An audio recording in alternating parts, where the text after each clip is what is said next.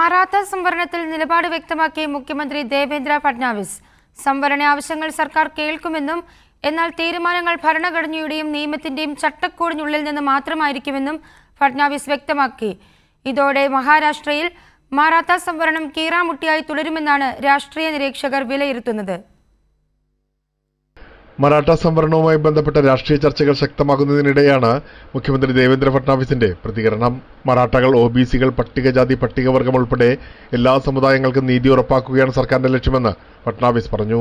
आम्हाला मराठा समाज असो, ओबीसी समाज असो, एससी असो, एसटी असो, बीजे असो, एनटी असो, संविधानाने सगळ्यांची काळजी घ्यायला सांगितलेली आहे. हे सरकार सगळ्यांची काळजी घेईल, सगळ्यांना न्याय देईल.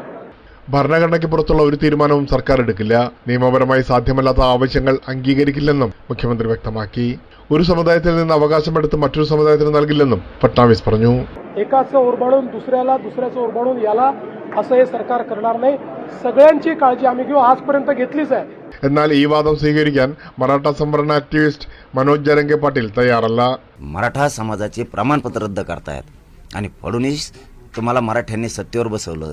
മനോജ് ജരംगे പാട്ടീലിന്റെ നേതൃത്വത്തിൽ നടന്ന നിരവധി പ്രക്ഷോഭങ്ങൾക്കൊടുവിലും മറാഠ സംവരണ വിഷയം പരിഹരിക്കപ്പെട്ടിട്ടില്ല. മറാഠ സമുദായത്തിന്റെ ആവശ്യം ഒരു വശത്തും ഒബിസി ഉൾപ്പെടെയുള്ള മറ്റു പിന്നോക്ക വിഭാഗങ്ങളുടെ അവകാശവാദങ്ങൾ മറുവശത്തും നിൽക്കുമ്പോൾ ഭരണഘടനാപരമായ പരിധിക്കുള്ളിൽ എല്ലാവർക്കും സ്വീകാര്യമായ ഒരു പരിഹാരം കണ്ടെത്തുക സർക്കാരിന് എളുപ്പമല്ല. അംഗം തുടരാനുള്ള തയ്യാറെടുപ്പിലാണ് ജരംगे പാട്ടീൽ. ഇനിയുള്ള സമരം മുംബൈയിലായിരിക്കുമെന്നും മുന്നറിയിപ്പ് നൽകി. आता आम्हाला आमच्या पद्धतीने न्याय घ्यावा लागणार आहे आणि एखाद्या वेळेस मुंबईलाच आंदोलन करण्याचा निर्णय होऊ शकतो. അതുകൊണ്ട് തന്നെ ഉടനൊരു അന്തിമ പരിഹാരം ഉണ്ടാകുമോ എന്നത് അനിശ്ചിതമാണ്. മറാഠ സംവരണ പ്രശ്നം മഹാരാഷ്ട്രയുടെ രാഷ്ട്രീയ ഭൂപടത്തിൽ ഇനിയും ഏറെക്കാലം സജീവമായി തുടരാനാണ് സാധ്യത. പ്രേംലാൽ, കൈലി ന്യൂസ്, മുംബൈ.